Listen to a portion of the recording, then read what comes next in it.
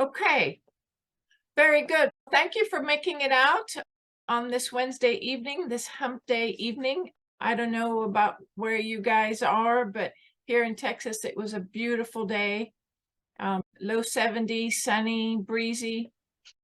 It was lovely to be out doing chores in this. I'm about an hour and a half south of you, and I would agree completely with that statement. It Yeah, was gorgeous. yeah. If only Texas could have this sort of weather more often. I know. We would be very spoiled. Oh, perfect.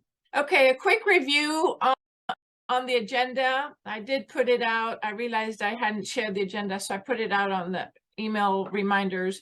But we're going to do a quick description of what I mean by regenerative grazing. We're going to spend a bit of time on why we need regenerative grazing.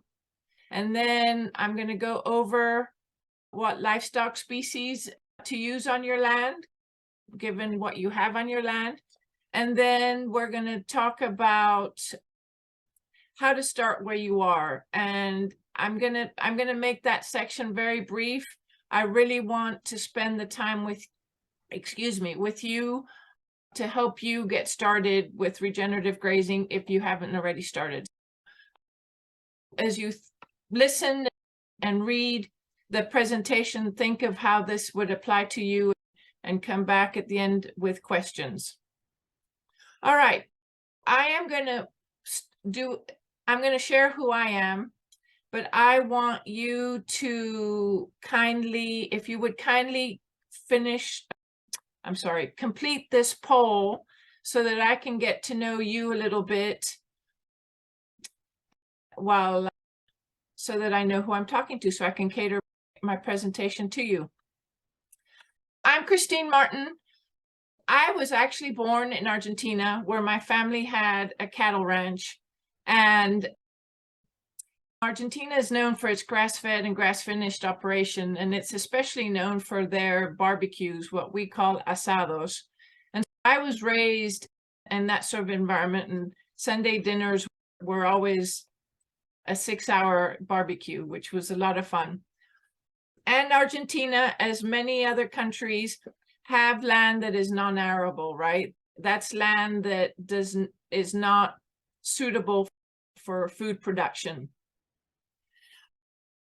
And so Argentina has a lot of this land, and I actually saw the shift of that non-arable land go into crop production with the advent of glyphosate, okay? Much of the land that had previously been used to graze cattle was now being put into soybean and wheat and corn production because of glyphosate. And because I saw the shift in production when I completed my master's degree, my thesis was actually an econometric analysis on that shift. A fabulous reading if you want at bedtime for you to go to sleep if you're interested. I'm happy to share that with you. How we do agriculture didn't become a concern for me until it became a problem for me. I realized that the food I was eating was making me sick. As soon as I cleaned up my diet and eliminated antibiotics and corn and soybean and food dyes and gluten, my symptoms went away. And because of this need of eating food that was as natural as processed, I started getting interested in how to produce food that worked with nature rather than against nature. I started my homestead when I first moved to Texas back in 2001. I started with 5 acres. And at that time, I was still having to drive around the corner. And in Texas, around the corner is within half an hour. I was having to drive 2 to 3 hours to get to food that I could eat. Then I moved on to 23 acres, which also coincided when I learned the holistic management framework, which was absolutely life-changing. This framework taught me basically taught me the fundamentals, which gave me the confidence that I knew that I could do this. I transitioned to acreage, and then just as the pandemic was clearing up, the company that I was working for decided that we needed to be back in the office, and I had already had a taste of what it was like working from the ranch, and I didn't want to go back. I took early retirement, and I've been a full-time rancher since then, raising meat that I sell direct to consumer. And late last year, I completed my 3-year training program to be a certified educator with holistic management. Now I raise these animals, go to the farmer's market, ship meat, and I coach and consult and host workshops at the ranch. Okay, well, thanks for filling out the poll. Looks like we have some homesteaders, we have some ranchers, some that are just starting out, lots of rain, so you're in a non-brittle environment. That's good. And we've got some lifetimers that have been doing this for all their life, and then some that have just started out. And we've got large ruminants, small ruminant grazers, poultry, and other. Okay, who's the other? I'm curious to see who what the other species is. That's me. It's horses. Ah, okay, cool. Very good. Thank you for completing that. I like understanding who's listening to me. Okay, what is regenerative grazing? And to explain regenerative grazing, I find that the visuals are very important. If you're in Texas or if you're around ranch land, you know that this is typically what. I have a question here.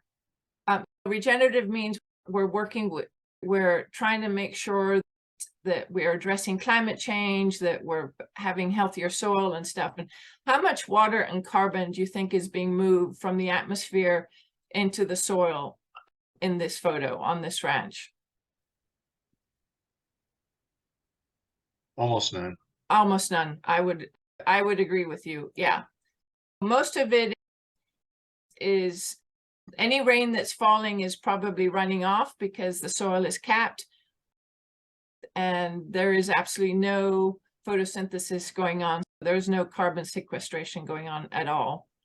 Okay. This happens a lot when you have set stock grazing. And by that, I mean, you put the animals out there and they have an all-you-can-eat buffet. They can eat whatever they want. And typically, but you can tell by looking at the picture, there's the forage quality is poor and the soil health is poor.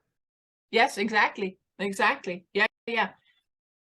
How we manage our grazing is a direct correlation with how regenerative we are. And in this case, this set stock grazing tends to be a degenerative model. Whereas in this photo, things are completely different. How much water and carbon dioxide do you think I'm, and this is a picture of my ranch, I can say how much do you think I'm moving from the atmosphere into the ground? A pretty good amount. Pretty good amount. Planned grazing, which is a little bit, it's an improvement on rotational grazing. And I wrote a blog post about that just yesterday. If you're curious, go to my website and read that. Planned grazing is a regenerative grazing management that will help you improve the ecosystem functions. My definition of regenerative grazing is using livestock to work with nature to restore the 4 fundamental ecosystems back to health. Okay, and we'll discuss the 4 fundamental ecosystems in a little bit. All right, just to convince you a little bit more, this is a picture of the degenerative model with time in production on the x-axis and the ecosystem carrying capacity on the y-axis. And with this model, the set stock grazing model, we will see a progressive deterioration of organisms, cells, of ecosystem functions, lowering our production to a very depleted state. Compared to a sustainable model, which a lot of people talks about, well, we need sustainable farming, we need sustainable ranching, we need sustainable, and I don't know about you guys, but I don't want to sustain what we currently have. I'd rather regenerate the soil and then we can sustain it once we have it up here. And I tweaked this photo a little bit, but I purposely made the soil color up here on the top, let's see, the top right, darker, because the more we regenerate, the more carbon we're sequestering, the more organic matter we've got in our soil. Our goal is to get soil that feels and tastes like a good moist chocolate cake. Okay, and it can be done even with sandy soil. We'll discuss that a little bit later, but we want to regenerate so that we have a fully restored, functioning ecosystem process, that we've got biology underground that's growing and helping us grow the grasses and the animals that are feeding off of it. What are these ecosystem functions that I keep talking about? And these are, let me clarify, a lot of people, when we talk about ecosystems, we're thinking the riparian ecosystem, the aquatic ecosystems, but I'm going to specifically talk about the functions, and these functions work the same no matter where you are on the planet. To be able to regenerate our pastures, we need to go back to the basics. We need to understand that there are 4 fundamental ecosystem processes that we need to have fully functioning to be able to regenerate the land. The first one is the water cycle, which is the movement of water from atmosphere to the soil and back, and how that movement affects plant and any life on the ground. And just to make sure you understand this, we only have a finite amount of water on this earth. We're not generating new water, right? The water we have has been cycling. I heard the other day that somebody was saying, yeah, I think that the water we're drinking has gone through the poop of a dinosaur, if you believe in dinosaurs. Our water is cycling. How we manage that water cycle is going to be directly correlated to what our children and grandchildren and great-grandchildren are going to be drinking and using. And then next is the mineral cycle, and that's the movement of minerals and nutrients and how they affect the plants and animal life. And by minerals and nutrients, it's the nitrogen, it's the phosphorus, it's the carbon that's moving from the atmosphere into the soil and back again. And we'll go into a little bit more discussion into that. And then the energy flow, and that is the sun and how the sun it moves through all things. And then lastly, biological community. And because it's a mouthful, I usually refer to that as succession. And it's basically the ongoing development of biological communities. Okay. In order to regenerate, we need to have fully functioning ecosystems. Let's talk about the soil first, because the soil is our medium where we're going to get all this working properly. Soil is made up of different proportions of clay, silt, and sand. Damn, she's just useful from the beginning, isn't she? I'm sorry? Unmute yourself. Oh, that's okay. All right. We've got, depending on where you are, where you are in the country, your soil is going to be different, and managements that work for one soil type will not have the same results on other soil types. Okay. One of the things we need to pay attention to is the porosity, and that's the percentage of the soil that has pore space in there. The reason we want to know how much porosity there is in our soil is that's what's going to hold water, that's what's going to hold air, that's what's going to hold the organic matter, the critters, the worms, the dung beetles when they're taking manure down and stuff. We want to pay attention to the porosity. And I think everybody, this should be a quick review. The first one would be an example of the clay where there isn't a lot of porous space. It's very non-porous. And then the middle one is silt, where there's a little bit more, and then sand, where we all struggle with keeping water in there because it just goes right down to the bottom into the aquifer and the water table. Okay. Now that we have a review on the soil, let's talk about the water cycle. And as I said, the water cycle is the circulation of water from the atmosphere to the land. So we have water forming into clouds, and then there's precipitation, and then that precipitation falls on the ground. And if it falls into existing water, it either runs along with the rest of the water, or it will overflow tanks, and tanks are in Texas the same as ponds everywhere else.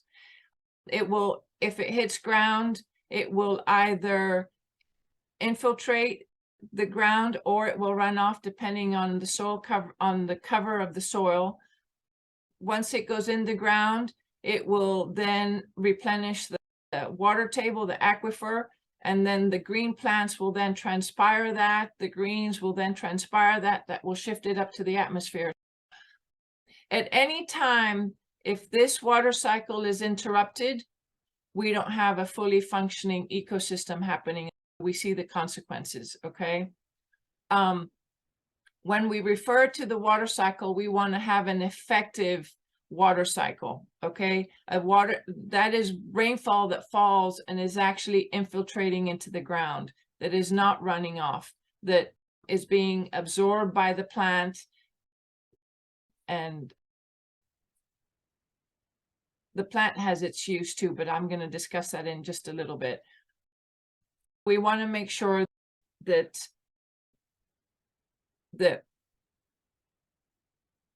just like we need water at least 3 times a day, if not more, the soil needs water too. Some of the issues that we have with our soil biology is the fact that we just can't infiltrate a lot of water. The next thing we need to pay attention to, and most soils that have been degenerated suffer from this, and that is soil capping. And that occurs when water lands on bare soil and the lightweight particles of the soil get washed away. That's what we call erosion. And then the heavier particles in the soil, they stay, but they get so compacted because of the force of the water that they actually create a cap. When you have cap on the ground, the water, when it hits, will just create a thicker cap and it will end up running off. Your actual infiltration rate is very low. We need to make sure that the soil is not capped so that we can have effective rainfall. Okay, just to help you start fine-tuning how to watch, how to notice that the water cycle is effective or not on your property. We're going to go through a little exercise. What I want you to do is, looking at this photo on the left, or this diagram on the left, I want you to answer for me, what do you notice about the soil surface? It's a small diagram, but I think you guys can see it, right? What are you noticing on the surface, and then what are you noticing beneath it with respect to potential soil surface runoff, the evaporation, incidents of drought or flood, transpiration by plants, what's coming into the underground, and basically the effectiveness of rainfall. Anybody wants to answer that for me? Yeah, the soil surface is covered. Yes, yeah. It's got the grasses, it's got the shrubs, it's got the trees. Okay. To this one, what's the difference?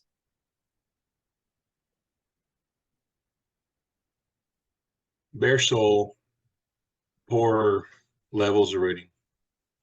Yeah, the root system is not quite so comprehensive. Okay, so the conclusion here is soil cover is key. In order to have an effective water cycle, you must keep soil covered. All right. If you learn nothing from tonight, I hope you learned that soil must be covered. That is your key factor you're managing for. All right, mineral cycles. Minerals and nutrients flow in a cyclical pattern, just like the water, as they're used and reused by living organisms, okay? The tree leaves fall, they fall onto the ground, they get decomposed, animals eat them, poop them, that poop then gets decomposed into the ground, it goes into the soil, the roots then pick up the magnesium, the calcium, the phosphorus, the manganese that they need, and they uptake that. Some of it is evaporated, and so it's a continuous cycle. The primary agent for this movement is the root system. Okay, we need a comprehensive root system in order to have the minerals moving at all times. The root hairs, the mycorrhizal fungi are talking to each other, and they're saying, I need some of this, I need some of that, get it to me. We need very healthy root systems in order to have an effective mineral cycle. Here's another question or test. It's a quiz. Let's call it a quiz. In order to be able to absorb atmospheric carbon and nitrogen, what is happening on the surface of the soil? How much litter, right? Because you can cover the soil, but it doesn't necessarily have to be grass. It can be dead leaves, it can be trampled grass. Anybody want to volunteer an answer with respect to how do you think plant spacing, soil surface, roots, root penetration, life underground, and mineral turnover underground is how effective that is in this picture?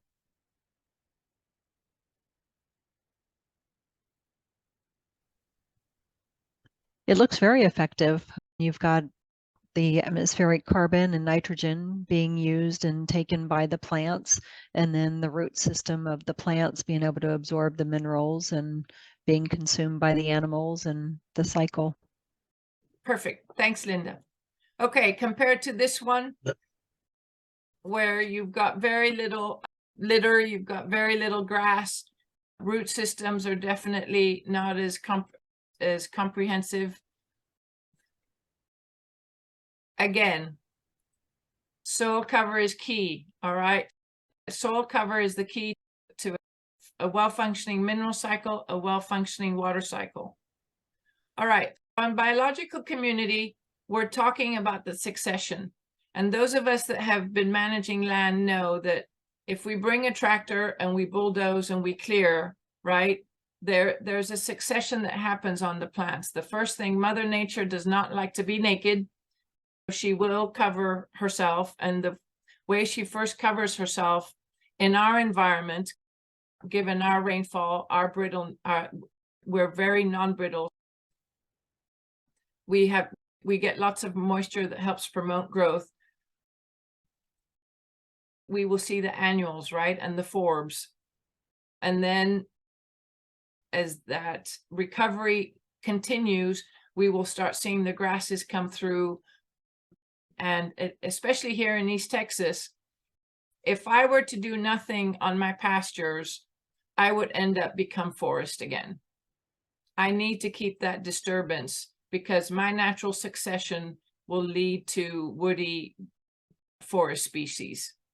Now, if you're out west of Texas, or if you're in Colorado, Montana, and you get your frequency of rainfall is not as much as we have here, your succession is going to be a little bit, actually going to be a lot slower. And rest there, let me leave that for later because I know I discuss it later. One of the comments here too is there are no hardy species. You will never have a species that will stay permanently on your land if you're improving your management, if you're improving your ecosystem functions. Everything only grows at its certain conditions, and then it will not continue to grow. And the biological succession doesn't only apply to plants, it also applies to the animals, the insects, the birds, the predators. Everything shifts depending on what's on the ground. It's an evolving change.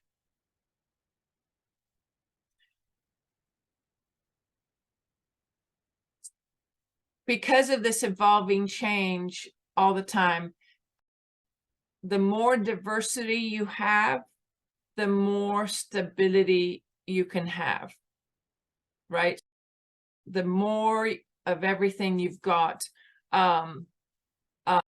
you will end up creating a little bit of, let me restate that. Stability will increase with more complexity. You want diversity. All right, what's happening above ground is also happening below ground. Succession happens underground.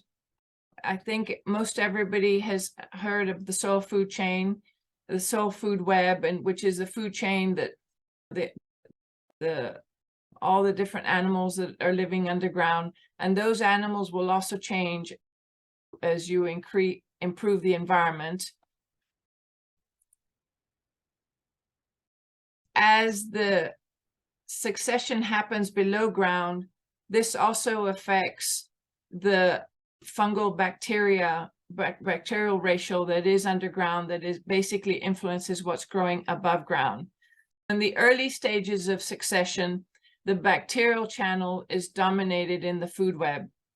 And later, as we become more woody, more shrubby, more forest, it tends to shift to more of a fungal environment. And research has shown that the best predictor of the fungal bacterial ratio is how thick that fermentation layer is at the top. Basically, how thick that litter is. We've all walked through forests that when we step on it, it feels like a cushion because of all of those leaves that are in there. That litter they call a fermentation layer, and that is what drives the higher fungal community. Okay. So biological succession causes plant succession. The same thing that happens below ground will be reflected above ground. Next, the energy flow, and this is basically the sunlight striking the land, how that energy is flowing through the grass. The grass is going to photosynthesis, it's going to take that energy and it's going to then pass that energy to the animals that eat the grass, and then the animals that eat those, the predators that eat those animals. And the important part of this energy flow is that 90% of the energy is lost from one level to the other. Okay. If we get 100% of the sun on this first layer, level 1, the energy level by the time it gets to level 2 is only 10%, because 90% of that energy has been lost to the atmosphere. Okay. How do we get more energy? We have to increase the base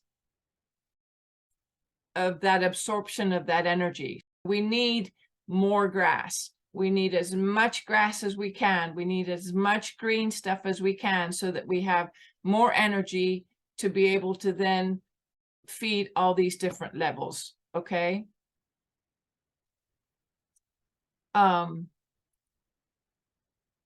And the same that is happening above ground is also happening below ground. That energy, the same pyramid level that we've got above ground is happening below ground. The energy is also being dissipated in below ground. And in order to expand that base, we need to consider that we can increase the time that we have plants growing. Okay. In springtime, the rate of growth is fast, so that we can increase the base that way. We also increase it by the density of the plants, right? The more plants we have growing in an area, that means we've got more photosynthesis going, so we've created more energy. And lastly, the area of the leaf. The bigger the leaf area, the more photosynthesis. Those 3 criteria are what we are always looking at to see how well we are converting energy.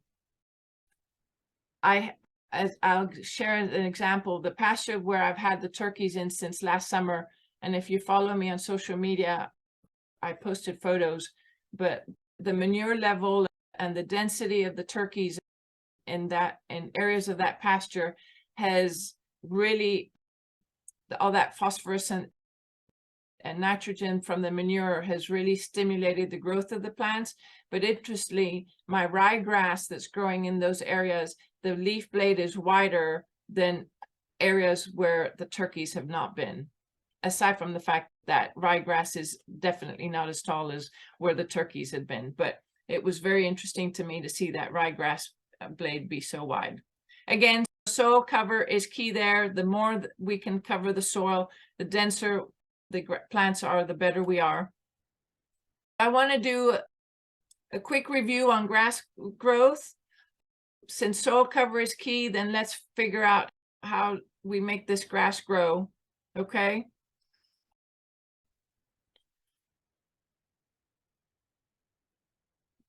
Most classify grass growth in 3 different phases.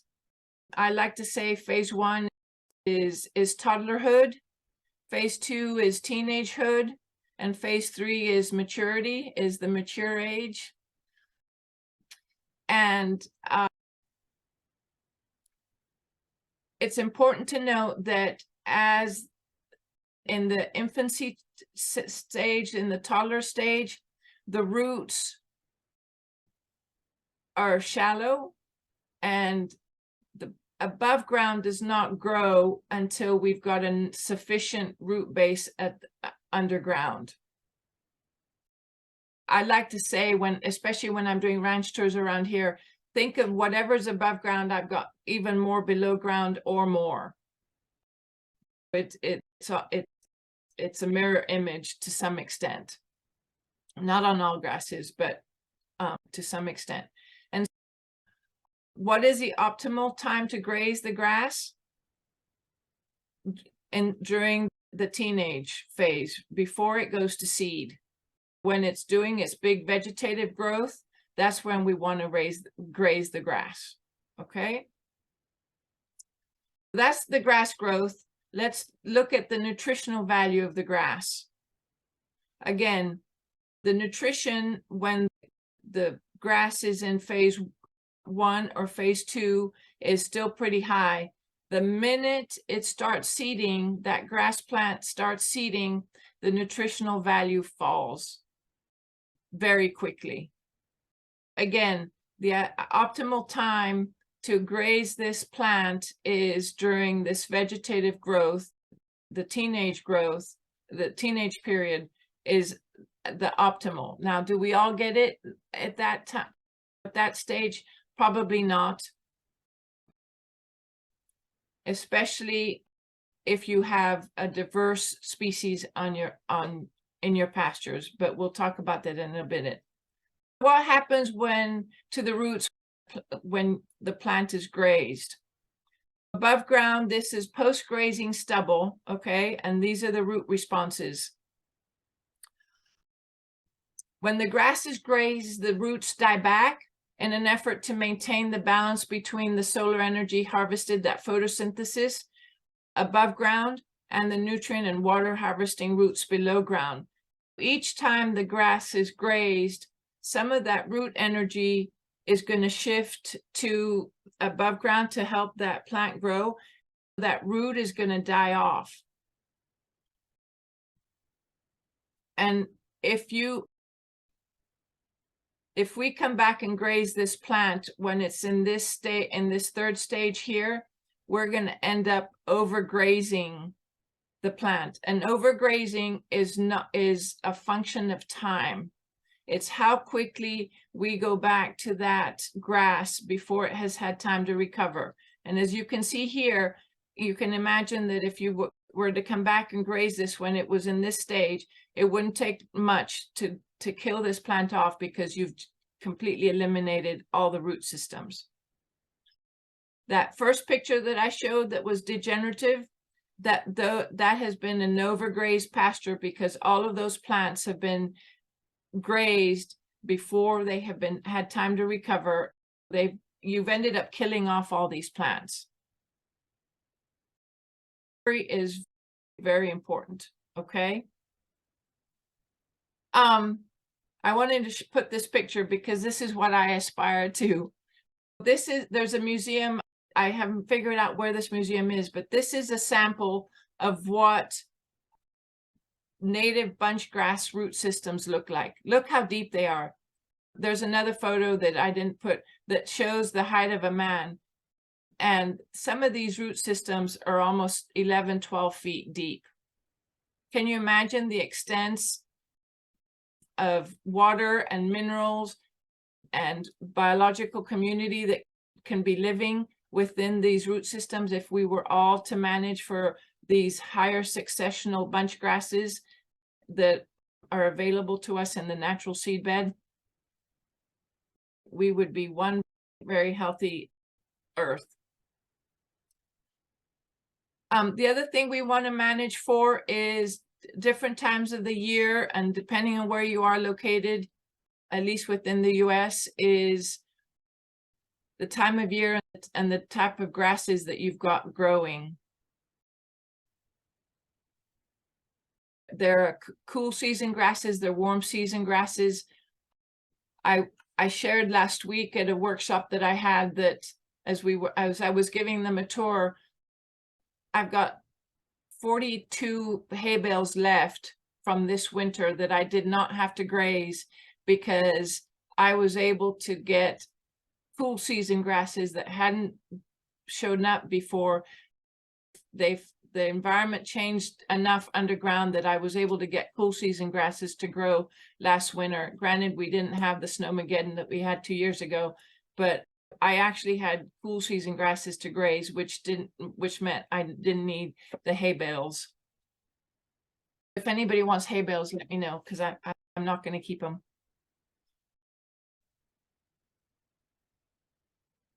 Then I wanted to review the ruminant too.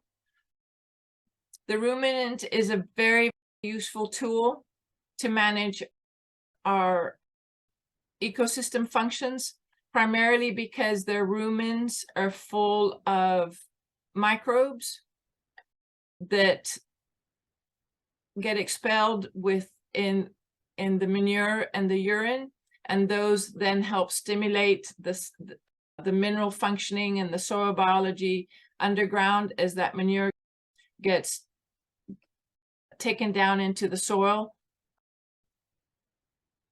aside from the fact that the ruminants are the only animals that can convert cellulose into something that we can eat.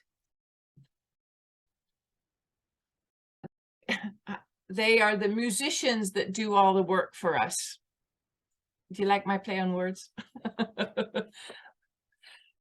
They really orchestrate everything. Okay, I mentioned this before, but one of the things that we need to make sure to pay attention to also is understanding your environment, because practices that happen that are practices that harm one environment will be beneficial for other environments, and we call that the brittleness scale. And the brittleness scale is it's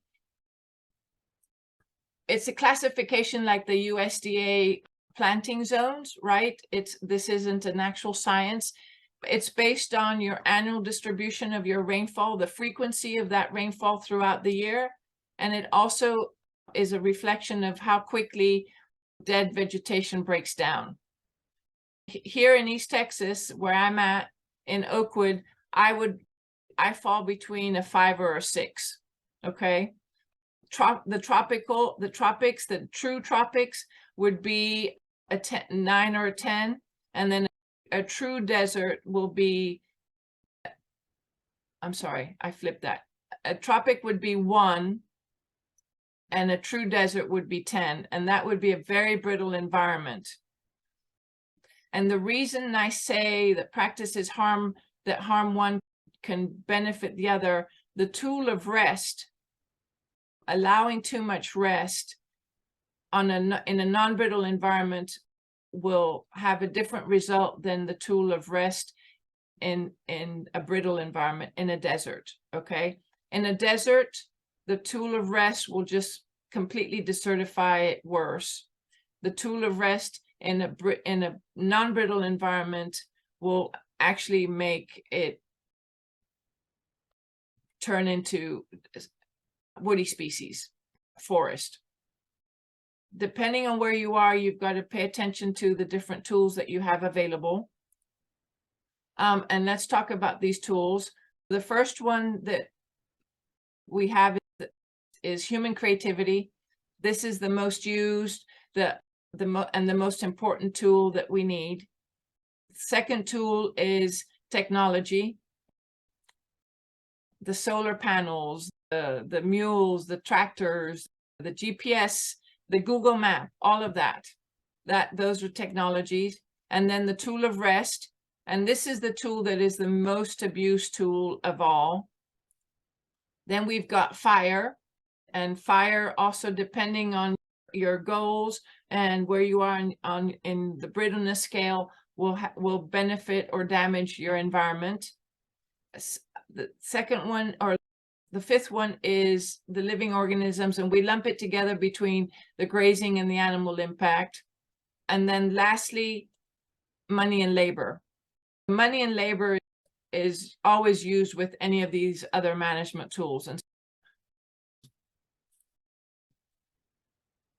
these are, when you're managing your land, these generally are the 6 tools that we can apply at different times and creatively. Any questions with all that? I threw a lot at you. Any clarifications that you need before I move on?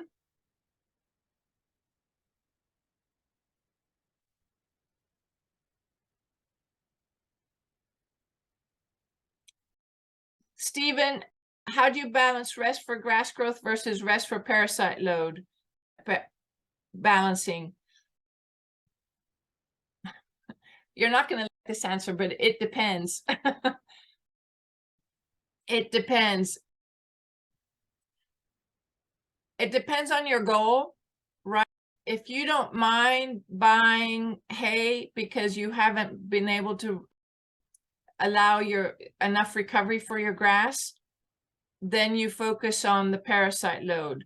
If you don't want to spend money on hay, as an example, then you start culling your animals for those that adapt to your environment so that you don't have to worry about the parasite loads.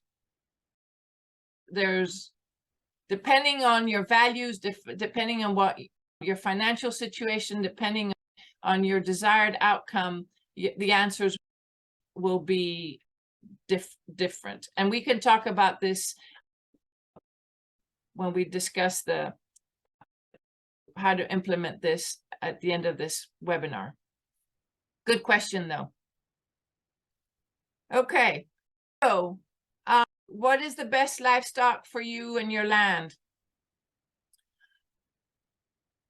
It's not uncommon for us to have these preconceived notions, this preconceived dream of what we want our land to look like, what we want to like.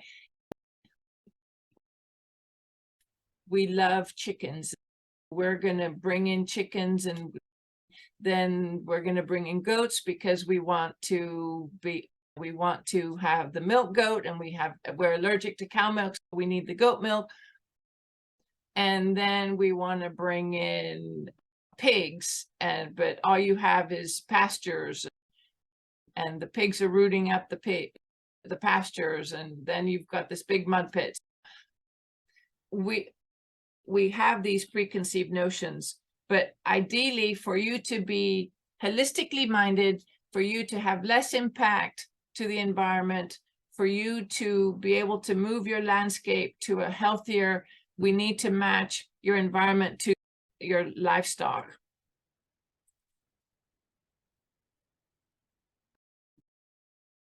All that to say, what are your future goals, right? Are you a homestead? Are you for profit? Are you going to be a diverse livestock? Are you going to have a single livestock? Do you like livestock? I tried my hand at growing crops and having a huge market garden, realized very quickly that wasn't for me. I'd much rather have livestock. Secondly, what does your land look like? Where are you on the brittleness scale? Are you a native prairie? Are you on woodlands? Do you have cropland that you're trying to take back to pasture land? Do you have hay fields? You consider past management, because you're suffering the consequences of past management. Discounting the past management, what would your environment, what would your land look like? Consider your current infrastructure. I know of a gentleman in this area that he decided to bring two kids, goat kids, into his operation. And within 2 hours, they had escaped and gone to the neighbors. And it's been a week, and he just got those kids back. Infrastructure is very important. And livestock are tools that help us manage the land and achieve our goals for the land. Okay. If you come tour my ranch, I'm going to say these animals are working for me. I'm not working for these animals. Stephen, your question about parasite load, I don't have time to deal with high maintenance animals. If I have to worm them more than twice, they're gone. Greg Judy emphasizes that a lot. Let's review. What do ruminants eat? What is their preferred choice? The ruminants, they have 3 to 4 chambered stomachs that help convert plant material into cellulose. We've got the sheep, we've got the goats, and we've got the cattle. Okay. The sheep are known as grazers. They prefer to eat grass and forbs. Goats like to browse. They like woody plants. They have like vines, and they have brush.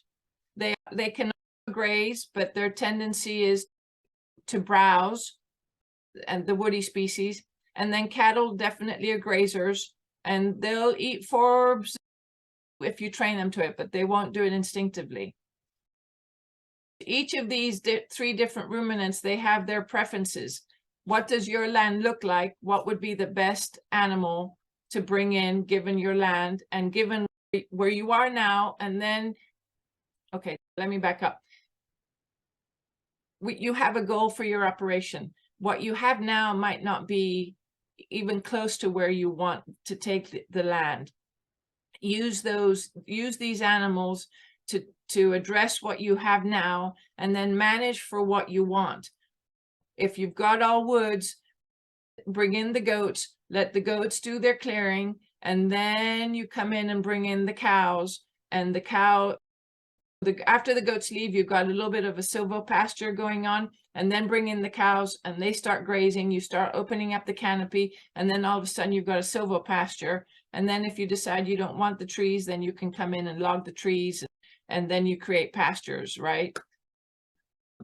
The animals really are tools to help you manage your landscape to achieve your desired outcomes. What do omnivores eat? They'll eat anything, right? Ability to eat and survive on both plant and animal matter. Poultry and pigs are omnivores. They will eat grass.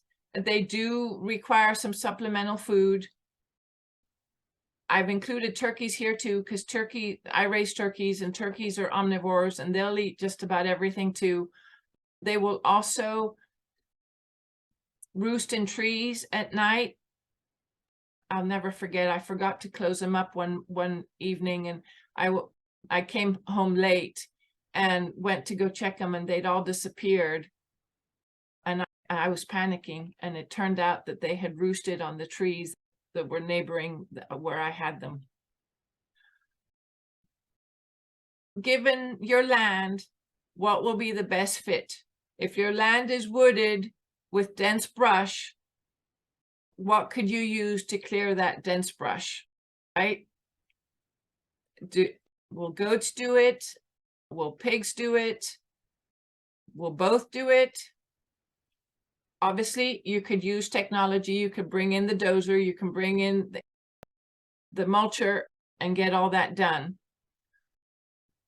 But then you've spent money, they've disturbed the soil, they've likely made a little bit of a mess. You can use goats to clear the brush. A lot of times we think of technology as the easiest way to do it, but goats, they love poison ivy. They love kudzu. They love that greenbrier. They'll love the honeysuckle. Why not use goats to help clear that brush instead of having to come in and spray it or cut it? The benefit of goats also is that because of their mouth design and their triangular mouths, they actually crush any seed they consume. Their manure won't end up seeding what they've just consumed. The seeds are no longer viable. And their goat manure is a fertilizer, so then you've got some fertilizing going on to help improve the successional planning. You could use pigs to clear wooded areas. I was fortunate enough, blessed, that I could visit Joe Salatin at Polyface. And he's got a fabulous system where he's using the pigs to clear up his woods up on the hills, on the mountains, and to create these beautiful silvopastures. Hogs have a big animal impact. They are omnivores. They'll eat anything in sight. Their rooting instinct will also eliminate some roots. In my previous land, I had a lot of post oaks that had a lot of the yaupon and the greenbriers, and I used pigs to clean up that yaupon and the greenbriers. They did a fabulous job of doing that, and their bacon was also very good. These pigs also act as natural predators for invasive species, because they'll eat those seedlings and thin them out. Understanding the species that you have and their natural tendencies helps you manage your land effectively. Okay. Last thing I want to say here is consider your environment too, right? 100-degree weather versus 6 months of 10-foot snow like it is in North Dakota, you've got to determine that too. What species will be well suited. If you're in very mountainous and rocky environment, pick a breed, pick a species that will naturally do well there. Okay. I keep talking about holistic management. I just want to do a very quick review on that. In holistic management, we like to start with a holistic goal. Every goal is unique because we are all unique. We all have different values. We have all different desired outcomes, and everything, all decisions, all management is based on this holistic goal. And this holistic we're managing for the social aspects, right? Is everybody happy? Is our excuse me, are our neighbors happy? Are there any red flags that we need to address? Finances, are we making the money? Do we have the cash flow? Are we paying off the debt? Are we building that retirement? Are we sustaining the business? And then lastly, is the environment functioning in all 4 ecosystems? And what do we need to do to be able to manage that? Holistic management helps land stewards make decisions that are socially, financially, and economically sound to achieve the results that honor their values and that are important to the decision makers. What works for me is likely not going to work for you, and we will likely not get consensus on a lot of it, because what I want, what I like, my financial situation, my goals for the land are going to be completely different from yours. And I mention this because a lot of us spend a lot of time reading articles, watching YouTube, getting all these advice, subscribing to all these magazines, and there's some really cool stuff that people are doing, and it's worked great for them, but that doesn't mean it's going to work great for you, because you've got a different environment, you've got different problems, your root cause is different. If you haven't taken a holistic management course, I would strongly suggest that you do, because it is a game changer. All right. Given that, where are we on time? I would like to